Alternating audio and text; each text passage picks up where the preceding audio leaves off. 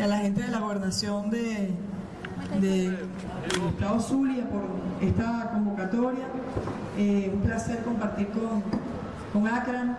Y bueno, con Yolanda hicimos, a pesar de que teníamos tiempo pues, haciendo activismo político por los pueblos del Medio Oriente, con ella hicimos el primer foro itinerante, ¿verdad?, que se hizo en Caracas con Daniel Hernández y Vladimir Acosta, y estuvieron ustedes allí con la música, pues, con la canción necesaria.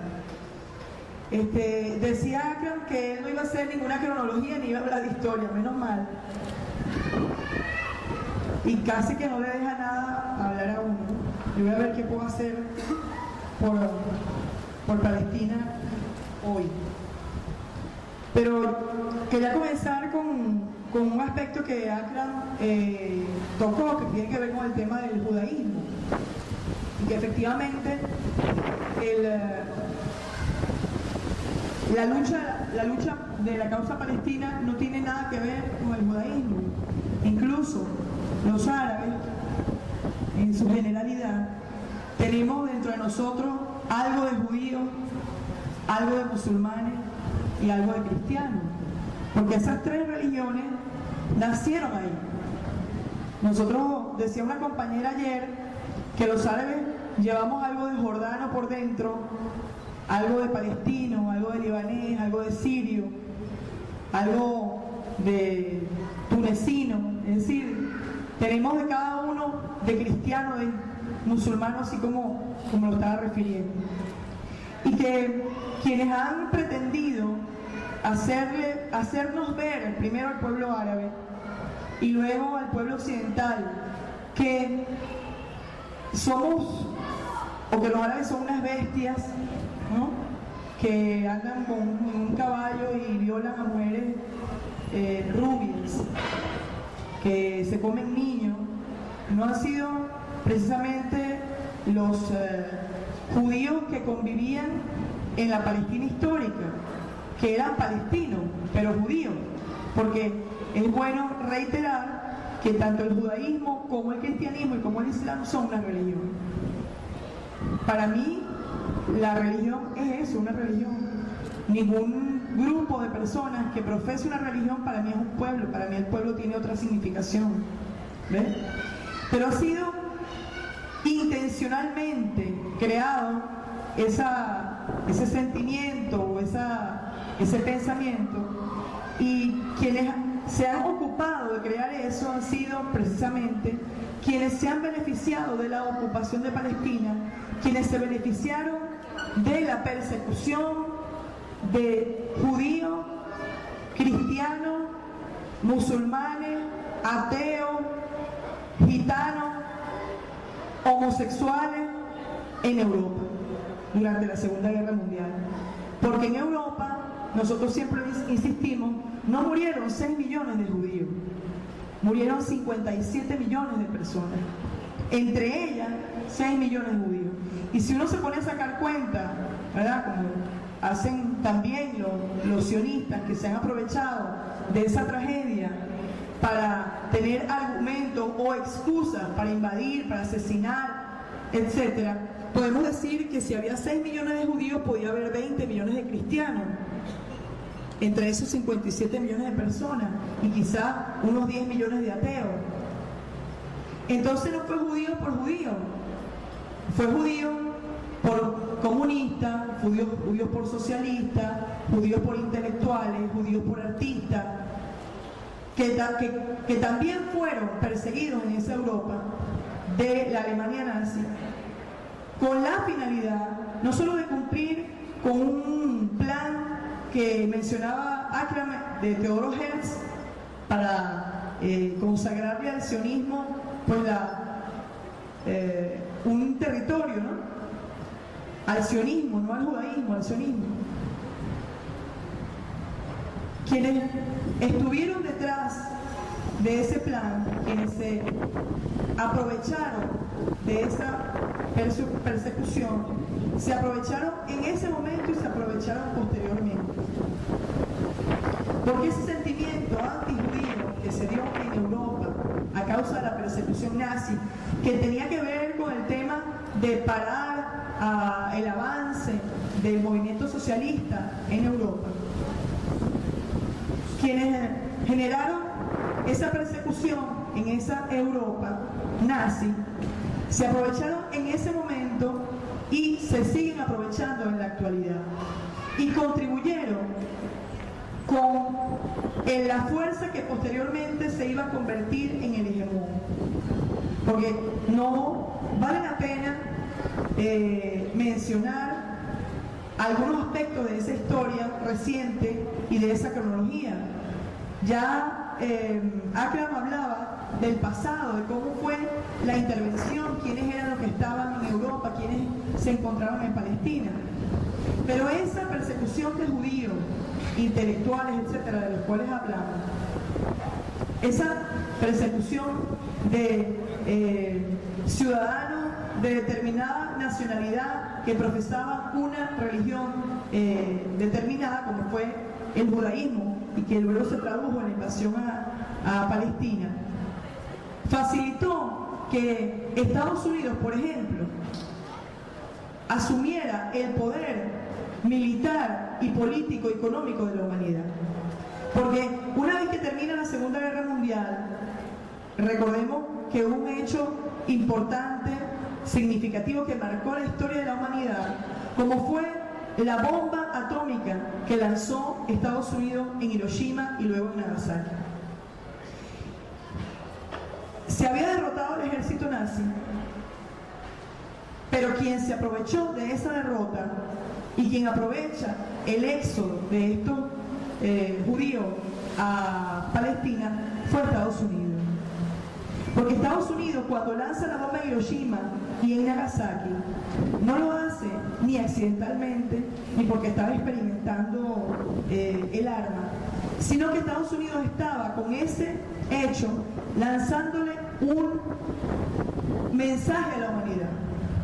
Estados Unidos le estaba diciendo al mundo: yo soy quien tiene el poder de destrucción, yo soy quien determina quién vive y quién muere, por lo tanto yo soy quien determina la política militar, económica en el mundo.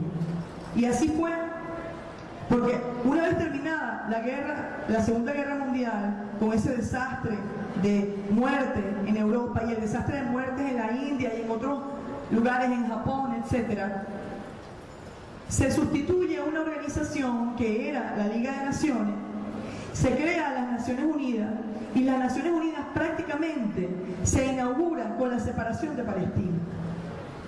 Porque en 1945 termina la Segunda Guerra Mundial y en 1947 se decreta la partición de Palestina, otorgándole a los sionistas más del 50% del territorio palestino, con el voto de 33 países, entre los cuales se encuentra Venezuela.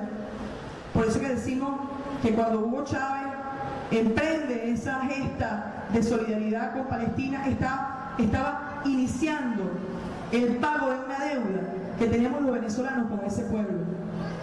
Porque entre esos 33 países estaba Venezuela. No había países árabes que hubiesen sido consultados para partir a Palestina. Y comienza esa historia terrible de violaciones sistemáticas que han sido legitimadas por las Naciones Unidas. Invasiones a territorio, masacres, porque no solamente la historia se circunscribe a Palestina, han sido prácticamente todos los países árabes los que han sido víctimas de la voracidad de Estados Unidos y de su aliado principal, que es Israel en el Medio Oriente. Yo estoy convencida de que el papel de Israel en el Medio Oriente, el papel de la instauración de ese Estado en el Medio Oriente, de la separación de un pueblo, del plan de exterminio y de limpieza étnica que hay en contra del pueblo palestino, y de esa constante convulsión que existe en ese territorio, tiene como objetivo sencillamente lograr la división de los países, de los pueblos del Medio Oriente. Porque no puede haber ni unidad ni paz cuando un territorio vecino de tu hermano está invadido, está colonizado, su población está sometida a las constantes vejaciones y humillaciones a las que está sometido el pueblo de Palestina. Gamal Abdel Nasser, que fue un líder político, iniciador de una corriente, a él se le atribuye ser iniciador de la corriente del panarabismo, nuestro Chávez del Medio Oriente, decía que Palestina era la herida de la nación árabe.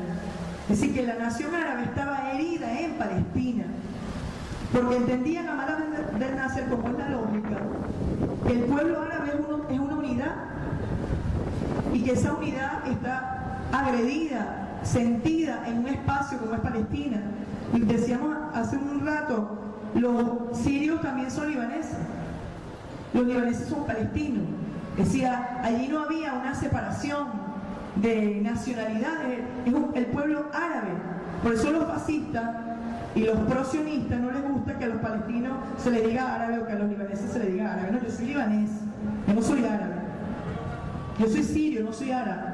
No, somos árabes, ¿verdad? Palestinos, sirios, libaneses, jordanos, somos árabes, iraquíes. Árabes a quienes no se les perdona haber legado a la civilización occidental todo el conocimiento, toda esa herencia maravillosa de belleza que dejaron que nos dejaron a través de, por ejemplo, España.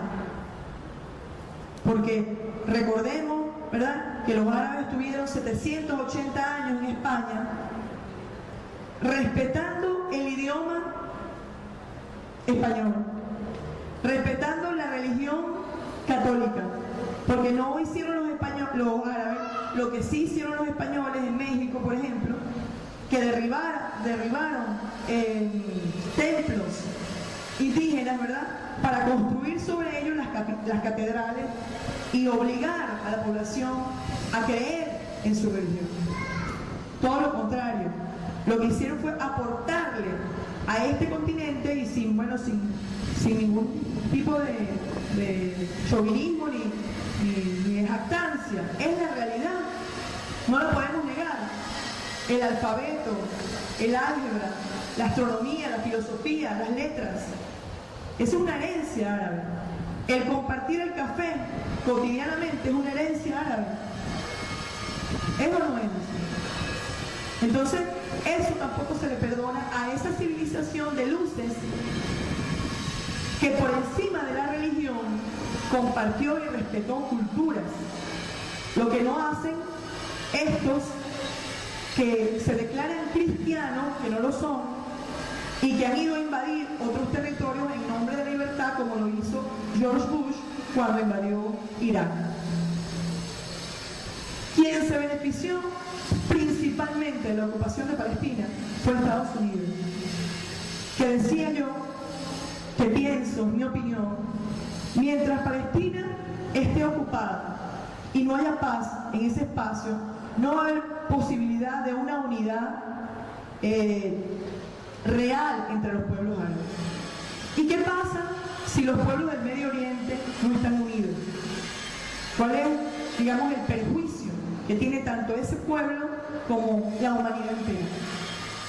Si no hay unidad en el Medio Oriente, los recursos energéticos que son estratégicos para la subsistencia de las potencias que dominan el gran capital van a ser robados por ellos.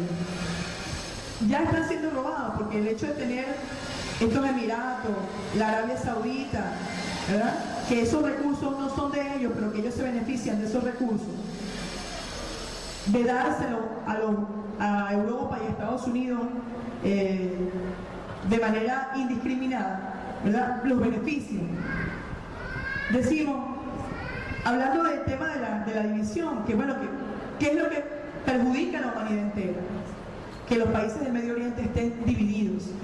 En el gobierno de George Bush, Condoleezza Rice, para afincarme en eso, Condoleezza Rice hizo un periplo por Asia y anunció, después de la invasión a Irak, que al Medio Oriente se le iba a dar un nuevo rostro, que se le iba a someter a una especie de cirugía plástica. Y este nuevo rostro era atomizar los pueblos del Medio Oriente, dividiéndolos en religiones, cuando durante siglos los árabes convivieron tanto judíos, musulmanes como cristianos. Esa división en religiones ha sido preparada desde hace mucho tiempo, pero tuvo, digamos, una abierta expresión el 11 de septiembre del año 2001, ¿verdad?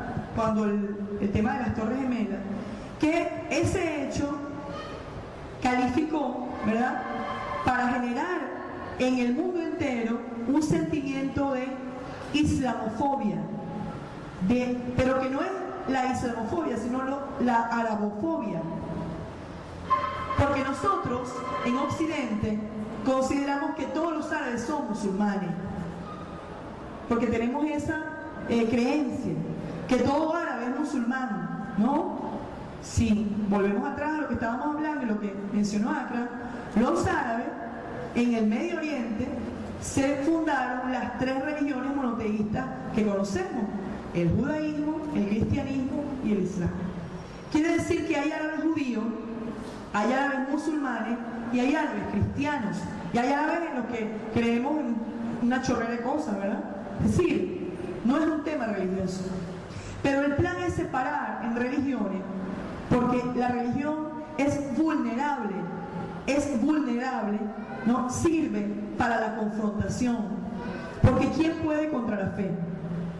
Y si no hay lógica que pueda, ¿verdad?, posarse sobre la fe.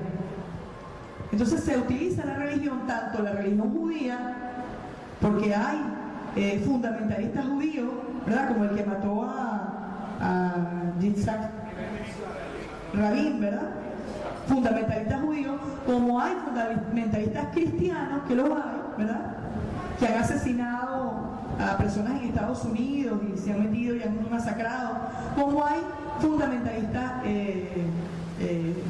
musulmanes, ¿verdad?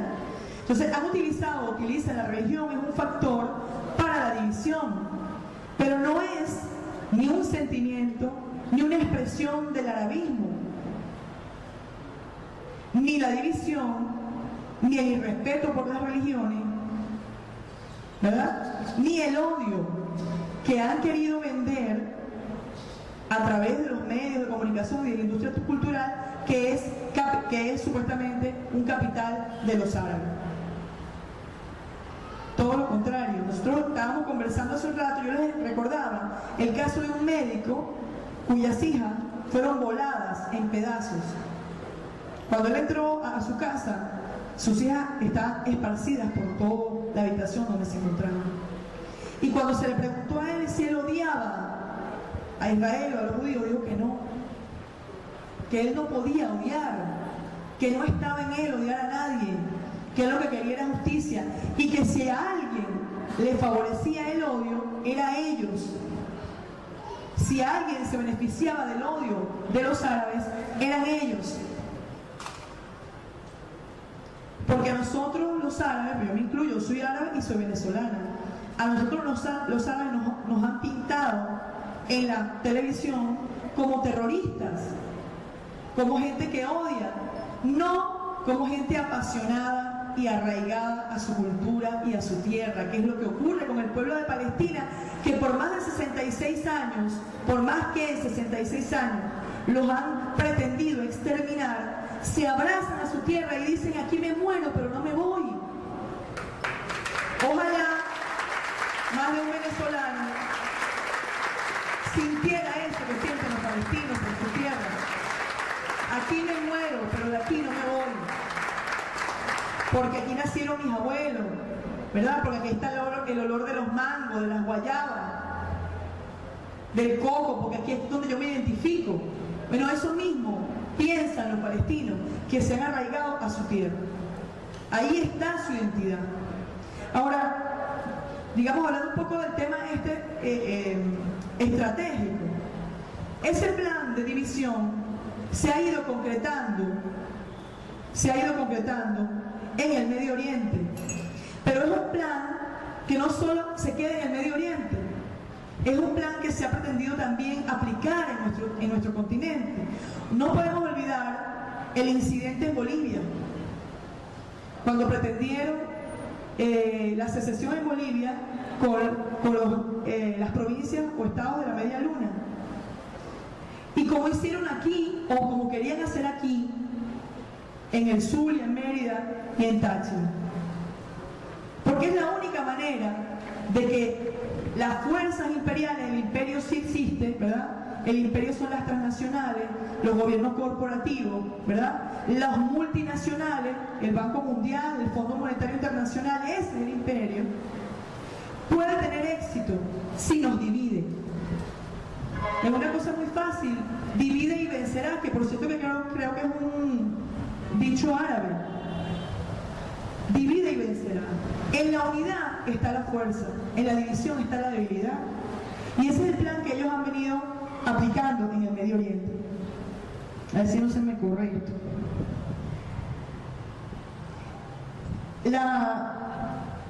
El tema de Palestina con el asesinato indiscriminado de su población, específicamente de sus niños y niñas, ¿verdad?, tiene como finalidad, y hay que insistir en esto, porque es la población más vulnerable, los niños, niñas y las mujeres, tiene como finalidad borrar ese pueblo del mapa.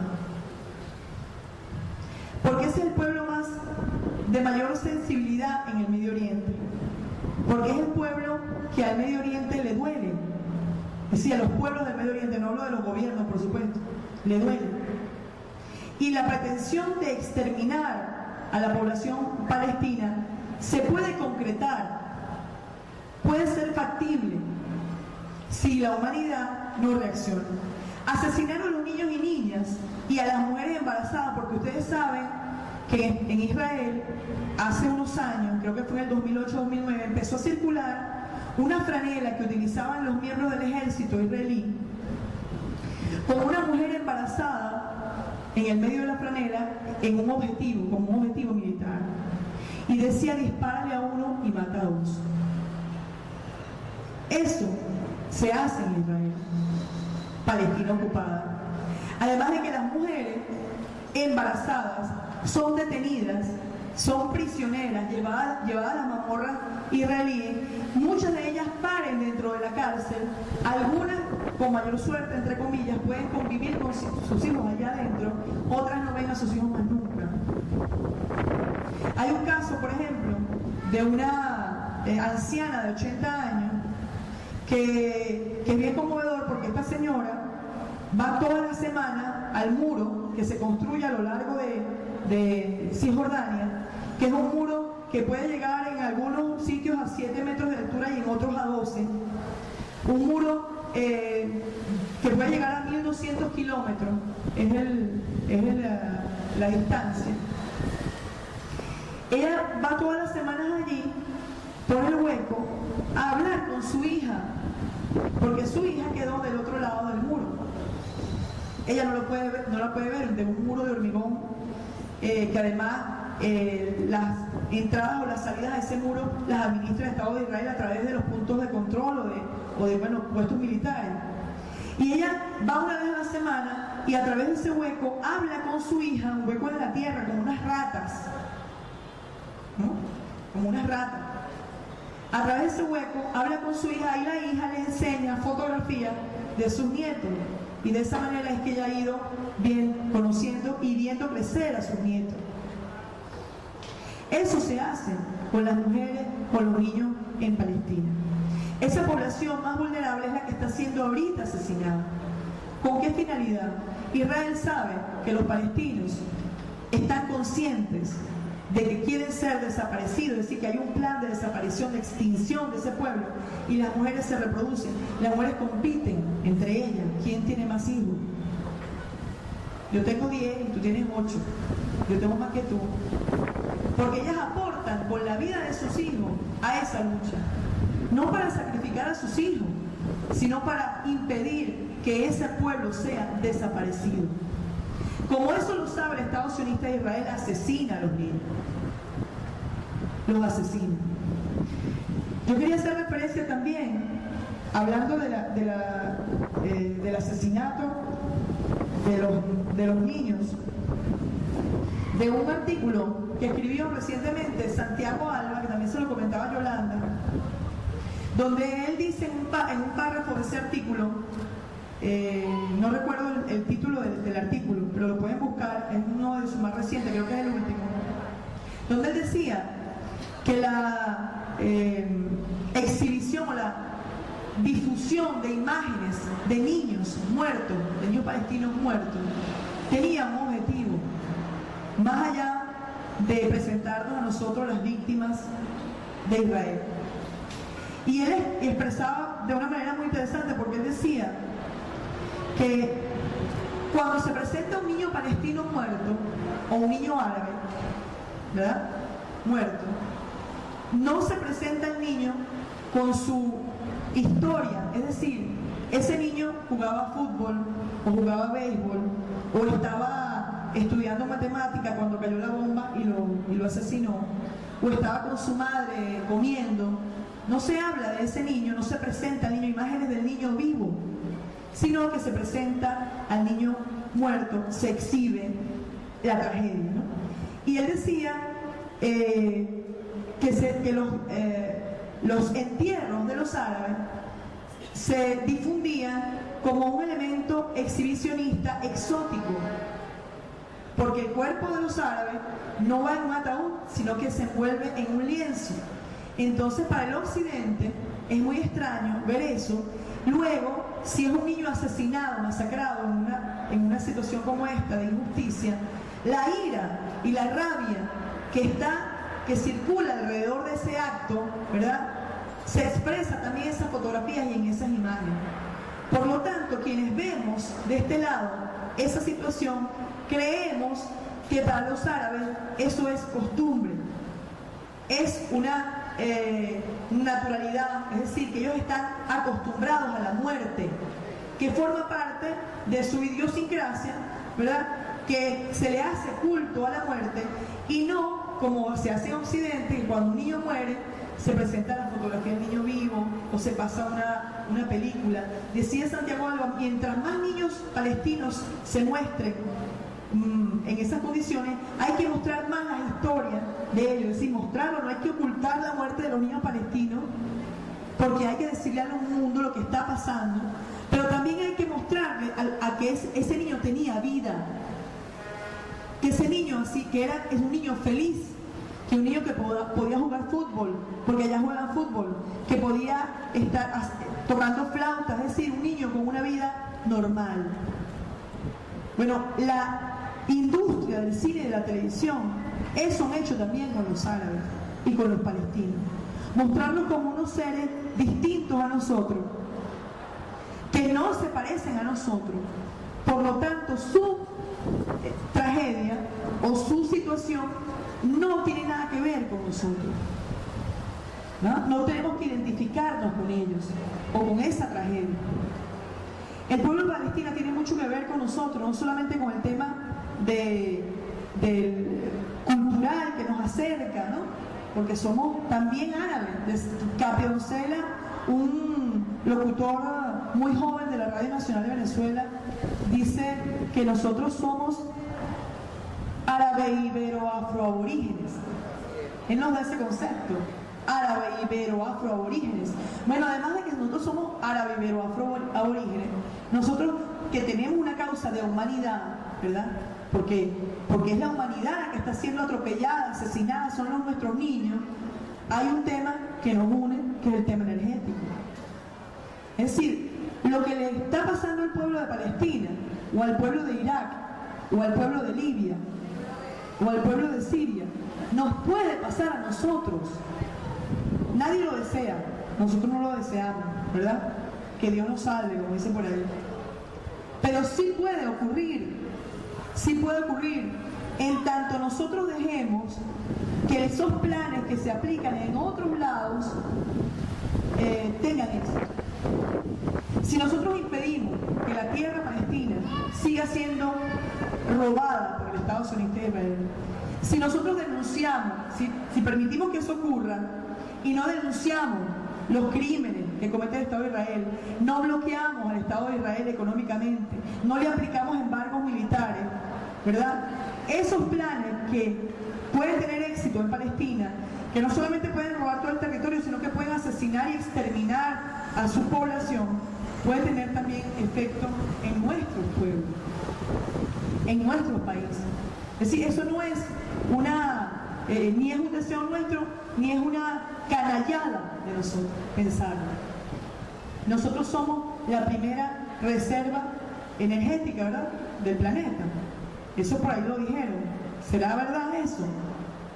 Si eso es así, como se ha dicho, nosotros somos un objetivo militar importante para los gobiernos corporativos, para las grandes potencias, que no les importa si uno es amigo o no de ellos.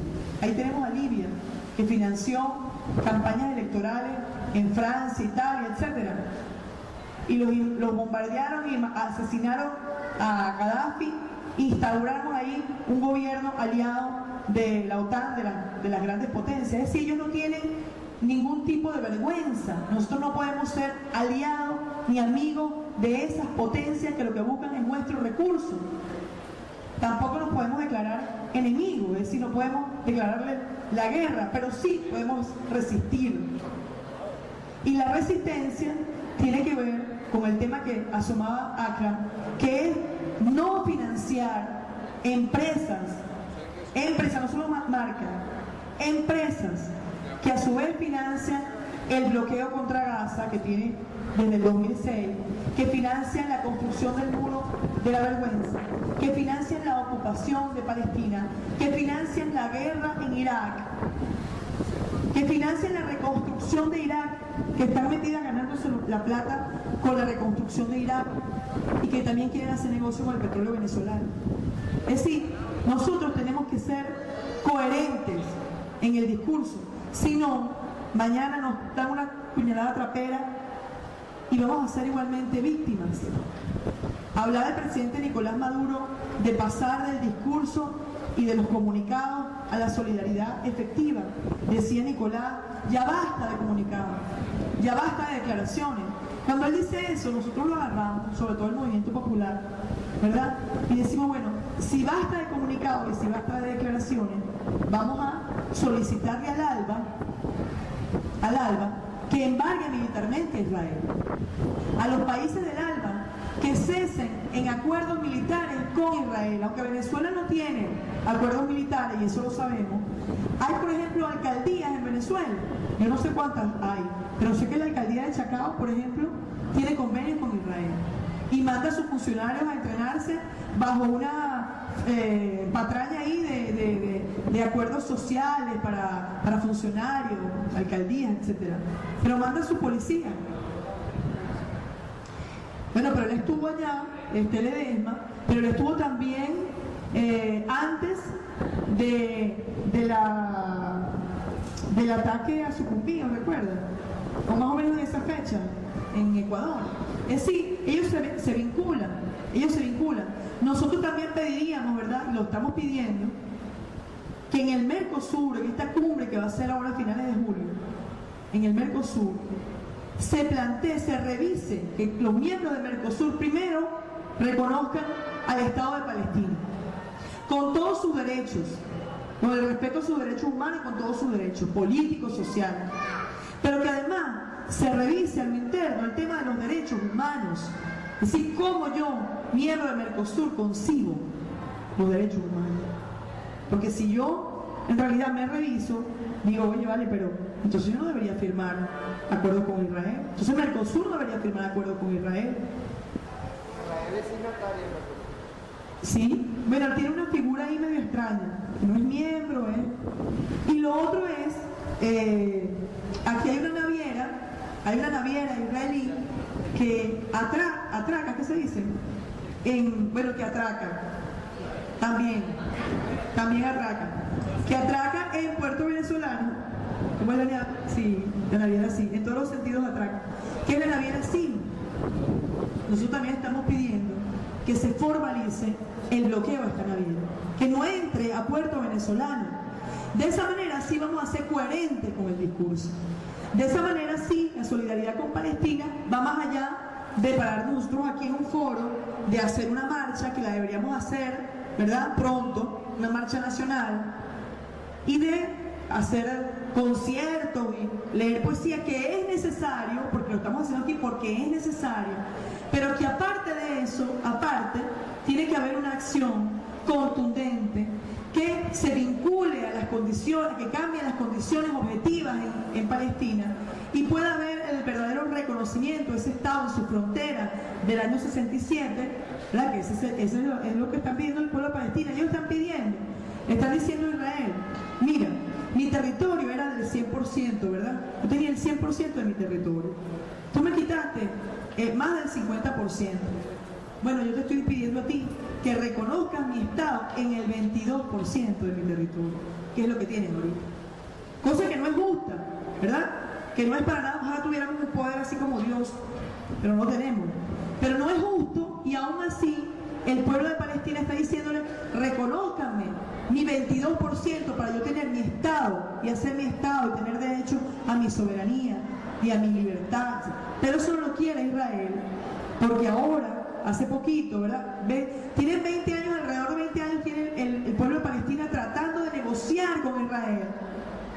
Una cosa que para los más radicales creemos que es un error, porque yo, por ejemplo, yo creo particularmente lo que decía Gamal Abdel Nasser. Él decía, no puede haber negociaciones entre Israel y Palestina, sin bilaterales, porque las condiciones de Israel no son las condiciones de Palestina, porque Israel es una potencia que ocupa un territorio, Palestina está colonizada, ¿verdad? Es un Estado además segregacionista, racista, que mantiene una población sometida. ¿Cómo yo voy a negociar siendo, digamos, el más vulnerable, el más débil, entre comillas, porque el pueblo de Palestina ha demostrado en estos 66 años que es más valiente que muchos pueblos en el mundo, porque ha resistido asesinatos, crímenes, robo de sus tierras, ¿cómo se llama cuando cortan los árboles? La tala de sus olivares, etc. No puede haber una negociación entre Israel y Palestina porque no hay condiciones iguales. Cuando uno negocia es porque tú tienes algo que dar, ¿verdad? Tú estás más o menos, yo tengo la plata y tú tienes la mercancía. Yo te doy la plata y tú me das la mercancía. Estamos en condiciones iguales. ¿Cómo yo voy a negociar en el piso con la bota del militar puesta en el pecho? Ahí no hay negociaciones posibles.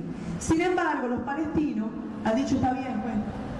O sea, ya me quitaste la tierra, me quitaste la mitad de mi territorio, me quitaste más de la mitad, ya lo que tengo es el 20-22% de mi territorio. Me quitaste los principales manantiales. Es decir, tú tienes más el agua que me has quitado a mí. Bueno, está bien, pero vamos a negociar. Porque yo lo que quiero es convivir en paz.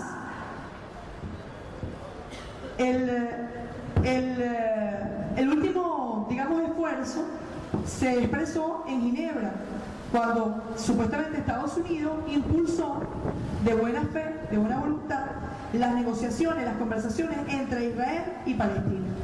Y los palestinos dijeron, sí, vamos a negociar, está bien, pero yo te pido, Israel, ¿verdad?, que respete el derecho que tienen más de 5 millones de palestinos que están fuera, que son la diáspora palestina, a retornar a mi tierra, el derecho al retorno. Ajá.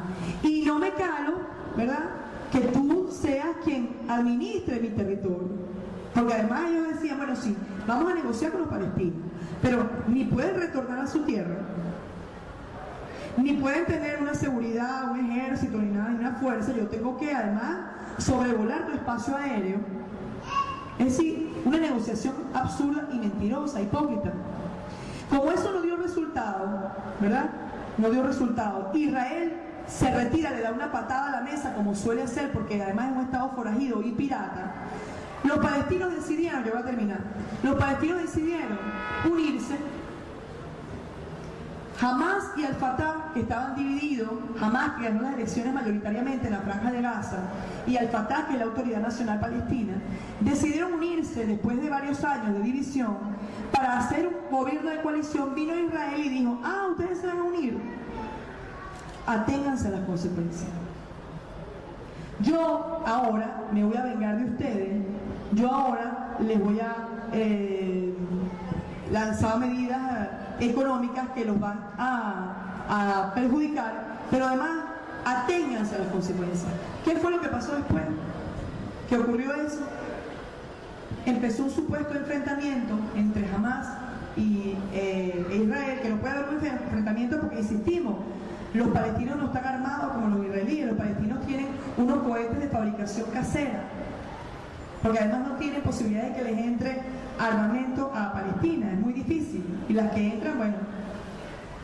En cambio, Israel es el quinto país mejor armado del mundo, e Israel se ha negado no solamente a firmar el Tratado de No Proliferación de Armas Nucleares, sino que se ha negado que se ha revisado adentro para ver qué armas tiene, y al punto de que utiliza armas químicas como el fósforo blanco en contra de la población civil palestina.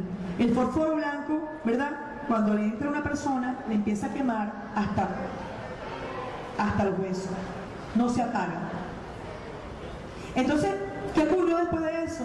Bueno, hay un supuesto enfrentamiento y secuestran a 3 muchachos judíos, jóvenes, ¿verdad?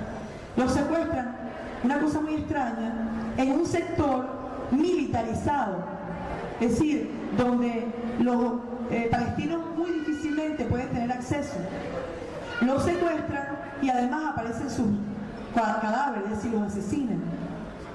Eso generó ira, por supuesto, y empiezan a perseguir también a jóvenes antes de que agarraran al muchacho de 16 años palestino, que lo torturaron y lo quemaron vivo. Habían agarrado a un niño de 8 años.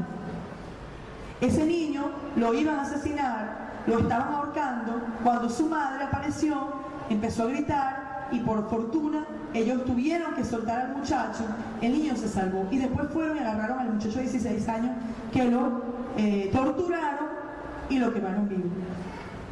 Y eso prendió otra vez la mecha, porque a Israel no le conviene la paz con Palestina, no le conviene. Ellos insisten en mantener ese espacio en conflicto, pero además de eso insisten en esa limpieza étnica porque pretenden apropiarse de todo ese territorio, porque además allí se habla, en toda esa zona, que hay recursos energéticos importantes para Israel como el gas, e importantes para Estados Unidos y para Europa, porque Europa y Estados Unidos no tienen recursos energéticos importantes. Y hay una cosa gravísima también: tanto Estados Unidos como Europa desde hace varios años han sido declarados con crisis hídrica, estrés hídrico, no tienen agua. Ellos necesariamente, para existir, necesitan los recursos que están de este lado de la tierra y de aquel lado. Y no sé, alguien decía que había un plan de exterminio de la humanidad, ¿no decías tú? Creo que lo dijiste en tu intervención. Pues efectivamente hay un plan de exterminio de la humanidad, porque los recursos del mundo no alcanzan para todos, mientras sigamos con este sistema capitalista que vivimos, que está depredando a la humanidad, a la tierra, y que está amenazando con la subsistencia de la especie humana. Eso es lo que hay detrás de Palestina. Es decir, no es un tema entre palestinos e israelíes, no es un tema, como bien lo decía Akram, entre árabes y judíos o musulmanes y judíos. Es un tema de humanidad, un tema que además nos debe conmover, primero como humanos y segundo alertarnos. Si algo tuvo Chávez, si algo advirtió Chávez comenzando su gobierno, fue que él dijo: mire, aquí hay que ver hacia el mundo árabe. Y se lanzó una gira por Asia, no solamente para recuperar los precios del petróleo, sino para decirle a aquellos pueblos: miren, nosotros tenemos que hacer algo para que no nos acaben, para que no nos sigan depredando. Y lo logró Chávez, lo impulsó. Por eso es que a Chávez lo que ocurrió en Libia le pegó mucho. Porque acabar con Muammar Gaddafi, intervenir en Libia, era acabar con un plan de unidad también en África. Independientemente de que uno esté a favor o en contra de los mandatarios de esos países, ese es un problema de sus pueblos. Pero el plan, cuando nosotros nos han dicho los profesores, nos dicen no veas el jardín, ve el bosque. Cuando se presentó la invasión a Libia, cuando se presentó esa tragedia, hubo sectores de la izquierda internacional que decían, ay, qué chévere, que se meta la OTAN y asesina a Gaddafi y después nos metemos nosotros. No se dieron cuenta, no vieron el bosque, se quedaron viendo el jardín nada más. Y no se dieron cuenta de lo que hoy está ocurriendo en Libia. Como pasó con Irak, que la gente esperó que ocurriera, invadieron, asesinaron, masacraron y montaron allí también un gobierno que favorece solo los intereses del gran capital. Por eso también allí en el Medio Oriente ocurre el tema de la división, por eso ahí en el Medio Oriente ocurre el tema de la no movilización de los pueblos, porque además los pueblos del Medio Oriente están sometidos en su mayoría a dictaduras que les impiden, ¿verdad?, que los asesinan, que los apresan, dictaduras puestas por Inglaterra, por Francia, por Estados Unidos. Y ya yo terminé, creo que anoté todo lo que quería decir. A ver si hay algo que se me va. Nada, bueno, y terminar con el tema de la solidaridad, pues. Que nada de lo que hagamos, por mucho que creamos que es, va a ser significativo frente a la tragedia que vive el pueblo de Palestina, que insisto, no merece la lástima de nadie. No es merecedor de lástima, es merecedor de apoyo, de solidaridad, de respeto, de amor, de afecto, de admiración, por resistir tanto tiempo de pie, por enseñarnos dignidad a los pueblos del mundo. Muchas gracias. Viva Palestina libre, viva la revolución bolivariana, viva Hugo Chávez, viva Nicolás Maduro también, y viva nosotros que estamos aquí solidarios.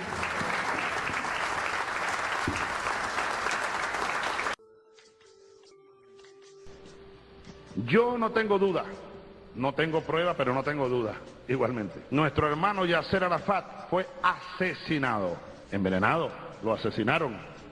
Y ese fue un plan elaborado por la CIA y el Mossad. Y fue el primer paso para comenzar el debilitamiento de lo que se había logrado conformar, los avances que había logrado en un primer paso el gran líder que fue Yasser Arafat al frente del pueblo palestino.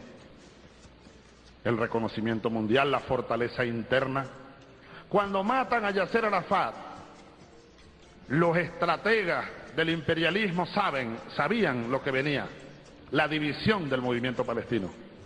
Yasser Arafat era el único líder que pudo mantener unido al movimiento Hamás y el movimiento Fatah. Desapareció el líder, se dividieron. Los estrategas de la inteligencia imperial, que no hay que desestimarlo para nada, sabían que luego vendría a gobernar Gaza. ¿Quién vino luego? Sin liderazgo. Y sabían que iban a producir un cisma.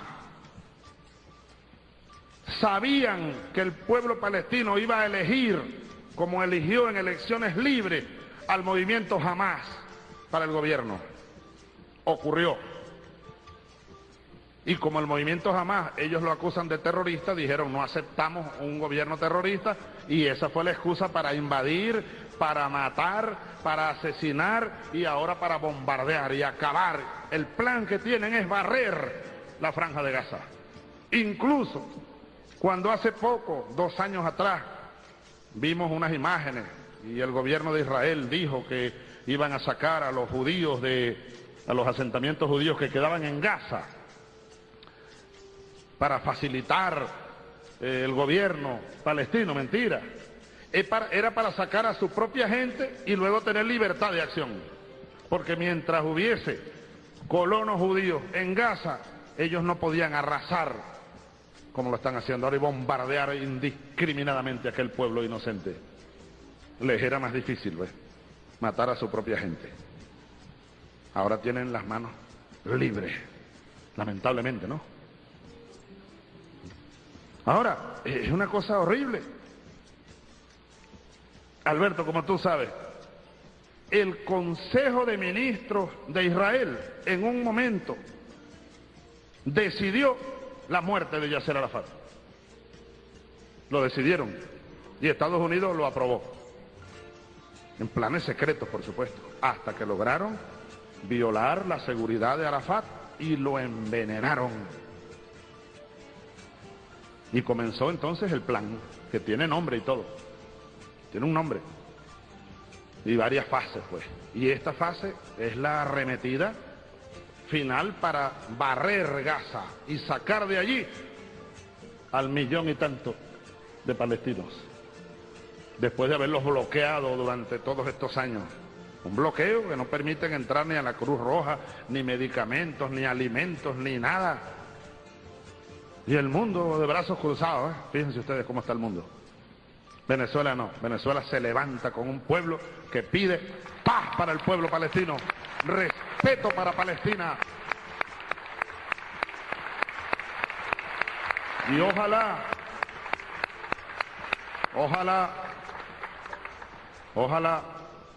vamos a ver si es verdad que el nuevo gobierno de Estados Unidos va a venir con otra visión del mundo. Vamos a ver, el próximo 20 recibe el nuevo presidente, 20 de enero.